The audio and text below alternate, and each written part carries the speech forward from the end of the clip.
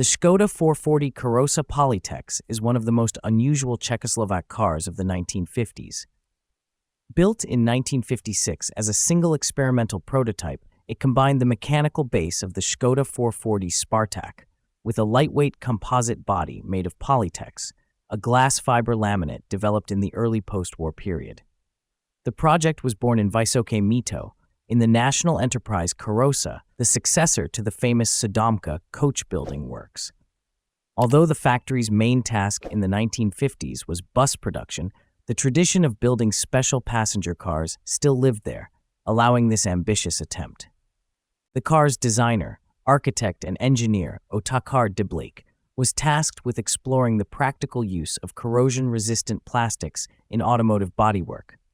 While composite bodies were already appearing abroad, most notably on the Chevrolet Corvette C1 of 1953, Czechoslovak attempts were only entering their experimental phase. Kovona Karviná, one of the first Central European companies working with glass fiber laminates, supplied the Polytex components. The body consisted of only 7 major laminate pieces, including a one-piece bathtub shell with integrated fenders in both ends.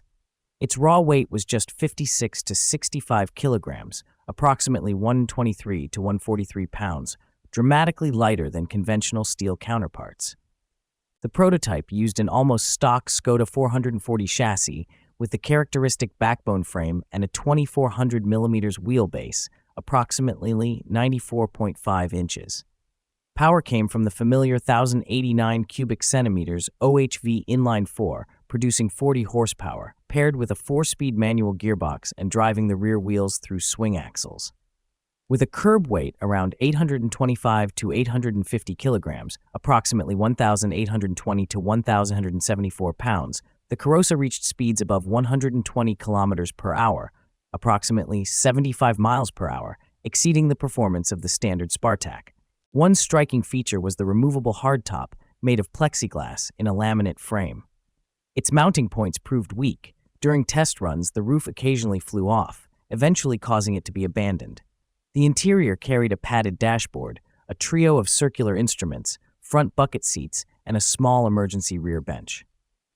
The project never moved toward production.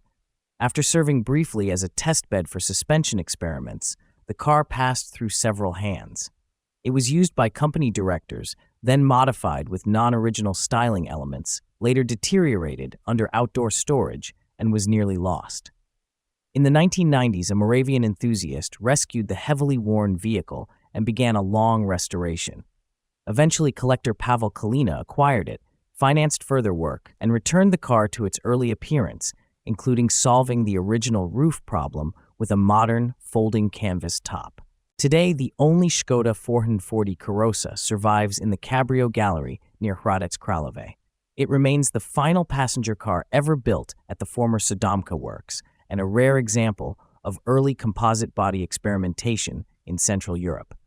The prototype's survival allows enthusiasts to appreciate one of Škoda's most daring mid-century creations, an innovative roadster that combined lightweight materials, experimental engineering, and the design vision of Otakar Diblík.